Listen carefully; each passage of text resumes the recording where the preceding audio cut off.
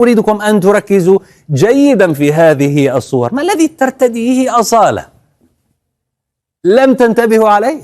شيء تلبسه أصالة على جبينها هي قطعة من الزينة التقليدية يعرفها المغاربة والجزائريون جيدا. اسم هذه القطعة اسمها خيط الروح، خيط الروح أو الزروف الجزائري. ها هي تتزين بها المرأة الجزائرية في عنقها أو في جبينها. سأذهب معكم إلى فيديو نشرته اليونسكو على موقعها الرسمي، لأن هذه الطقوس مدرجة على قوائم التراث. فالعروس ترتدي الشدة التلمسانية في الجزائر، من أجزائها خيط الروح. خيط الروح يتم ارتداؤه مع الكاراكو أو القويط، وهو للطبقة الأرستقراطية في الفترة العثمانية. خيط الروح الجزائري الذي ارتدته أصالة. أثار المقطع المصور لأصالة وأسماء المنور جدلا واسعا على منصات التواصل، والسبب الرئيس هو إحدى قطع الحلي التي كانت ترتديها أصالة. القطعة تعرف باسم خيط الروح، ترتدى على الجبين، ويعدها الكثير من الجزائريين جزءا من تراثهم. ها هي أصالة وهي ترتديها في الأغنية كما ترون.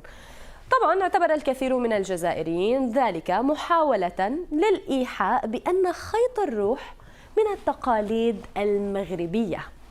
تويتر طبعا كان ساحة للسجال بين الآراء المختلفة حول الموضوع. فهنا كامل عتمان يقول: خيط الروح يزين جبين حرائر الجزائر.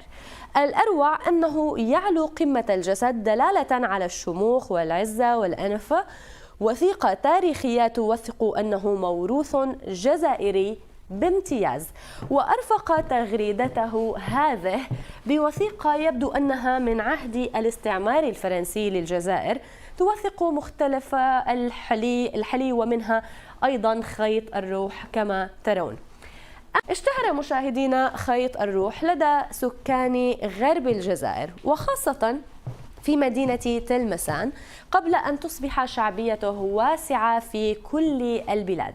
وهو عبارة عن حلي من الذهب أو الفضة، وترتديه العصميات مع الألبسة التقليدية الجزائرية كالشدة الملسانية أو الكراكو مثلا. ويختلف شكل الحلي بحسب الحالة الاجتماعية. فالمرأة العازبة ترتدي خيطا يحتوي على دمعة واحدة فقط، وتصبح 3 دمعات في حال كانت المرأة متزوجة. ويقدر اليوم ثمن خيط الروح بنحو 1000 دولار إلى 8000 دولار وفقا لوزن الجوهرة والأحجار الكريمة المصنوعة منها.